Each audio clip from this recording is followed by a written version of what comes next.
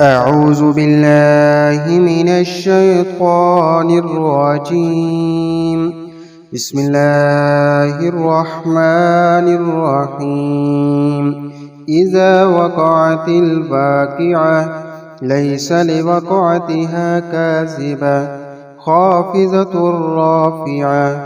إذا رجت الأرض رجا وبست الجبال بسا فكانت هباء منبثا. وكنتم أزواجا ثلاثة فأصحاب الميمنة ما أصحاب الميمنة وأصحاب المشأمة ما أصحاب المشأمة. والسابقون السابقون أولئك المقربون في جنات النعيم. ثلة من الأولين وقليل من الآخرين. على سرر موزونة متكئين عليها متقابلين. يطوف عليهم ولدان مخلدون بأكواب وأباريك وكأس من معين. لا يصدعون عنها ولا ينزفون. وفاكهة مما يتخيرون ولحم طير مما يشتهون. وحور عين كأمثال اللؤلؤ المكنون جزاء بما كانوا يعملون. لا يسمعون فيها لغوا ولا تأثيما إلا قيلا سلاما سلاما. وأصحاب اليمين ما أصحاب اليمين في سدر مخضود وطلح منضود وظل ممدود وماء مسكوب. وفاكهة كثيرة لا مقطوعة ولا ممنوعة. وفرش مرفوعة. إنا أنشأناهن إنشاء فجعلناهن أبكارا عربا أترابا لأصحاب اليمين. سلة من الأولين وسلة من الآخرين. وأصحاب الشمال ما أصحاب الشمال في سموم وحميم وظل من يحموم لا بارد ولا كريم.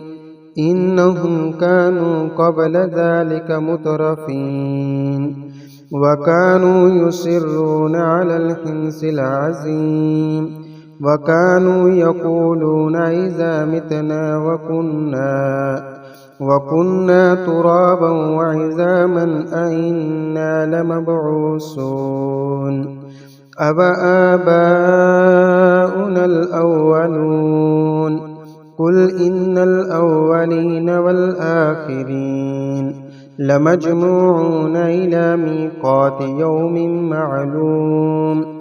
ثم إنكم أيها الضالون المكذبون لآكلون من شجر من زقوم فمالئون منها البطون فشاربون عليه من الحميم فشاربون شرب الهيم. هذا نزلهم يوم الدين.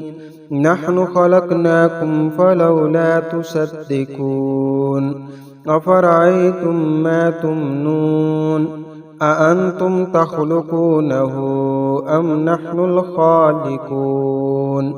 نحن قدرنا بينكم الموت وما نحن بمسبوقين على أن نبدل أمثالكم وننشئكم فيما لا تعلمون.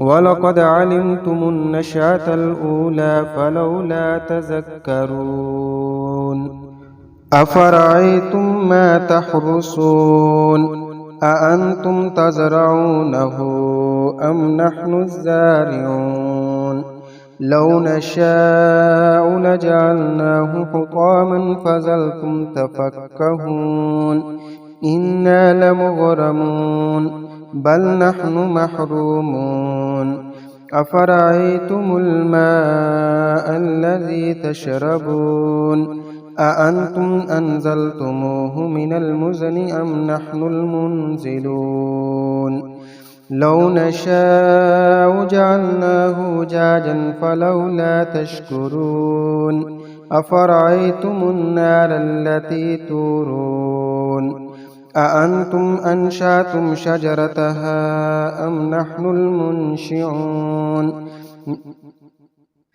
نحن جعلناها تذكرة ومتاعا للمقوين فسبح باسم ربك العظيم فلا أقسم بمواقع النجوم وإنه لقسم لو تعلمون عظيم إنه لقرآن كريم في كتاب مكنون لا يمسه إلا المطهرون تنزيل من رب العالمين أفبهذا الحديث أنتم مدهنون وتجعلون رزقكم أنكم تكذبون فلولا إذا بلغت الحلقوم وأنتم حينئذ تنظرون ونحن أقرب إليه منكم ولكن لا تبصرون